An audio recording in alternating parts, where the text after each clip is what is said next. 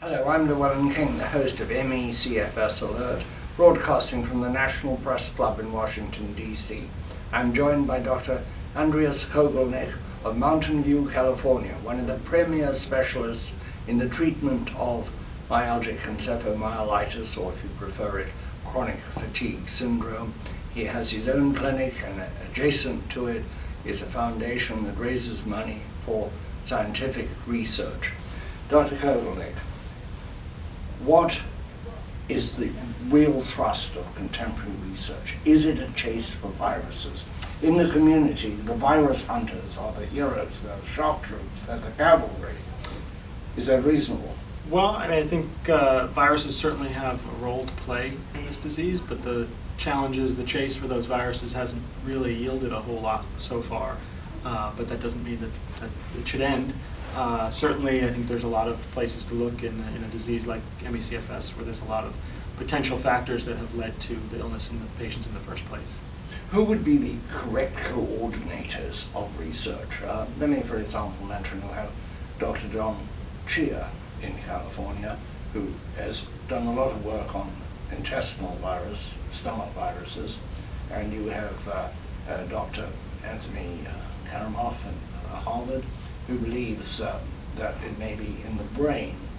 Should all this be coordinated? Are there frequent discussions between these experts? Well, probably not as frequent as we would like, and part of that goes back to a funding issue. I think most of the people who are working in this area do so with minimal budgets, and there certainly are a lot of different perspectives that need to be looked at in terms of etiology, treatment, and so forth. It definitely needs people coming together and meeting. We actually started our merit meeting last year to try to spark that, and there's been several parallel events worldwide. Tell me a little more about merit meeting. Merit is ME, stands for myalgic encephalomyelitis, roundtable in immunology and treatment. So we brought a cadre of about 25 physicians and scientists together from around the world to brainstorm about what the next steps should be in this disease, in the research around this disease, and we're in an attempt to try and drive that forward, and we'll hopefully have another meeting coming up again soon. Does Merit produce papers or any sort of documentation of its deliberations? We had hoped to produce a white paper. However, things I think have been moving much more quickly than the writing, so I think that hasn't happened yet.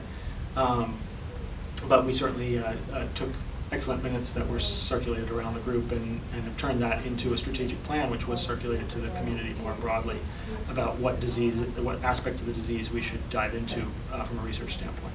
What is your feeling about the role of the government? What would you like to see the government do, besides providing more funding? If we take that for a given, what would you like to see the government do? Well, I think putting some acknowledgement on the face of this disease, that it's real and that needs to be addressed, would be a huge boost to the field. Funding aside, a recognition that this needs to be taken seriously. We've certainly seen the CDC do that in the last year with some of their efforts, and it'd be nice to see some of the other agencies following suit. In the course of this program, I've been into the homes of some sick people. It can be very distressing. What would your advice be to caregivers? What are the primary things that a caregiver can do to make the life of the patient a little more livable, a little more bearable? Well, I think that may be a pretty individualized question, but I think the one thing I would caution with caregivers in the home is that they need to take care of themselves as well. As all too often we see, very distressed households where the patient's very ill and the caregivers have essentially worn themselves out trying to care for those patients. I have seen that. Absolutely. And it's very distressing. And money comes to be a problem too. Absolutely. One case, I'm not going to mention the case, but it was enormously disturbing. The husband simply couldn't cope. He tried, and he tried devilishly hard, but it was too much for him. A lot of tragedies. Two sick people to look after, and when one's heart went out to him, one wanted to hire a maid, but clearly the resources were not there, and even the rental apartment was not salubrious, and that's probably the better end. I've heard people living in cars, having stretchers in garages, and just generally being almost thrown out by their families. And one young man who wrote to me and said that his father had thrown him out because he was lazy, according to his father's diagnosis. Yeah. I think there's a lot of personal tragedies out there and a lot of lives that have been disrupted by this disease.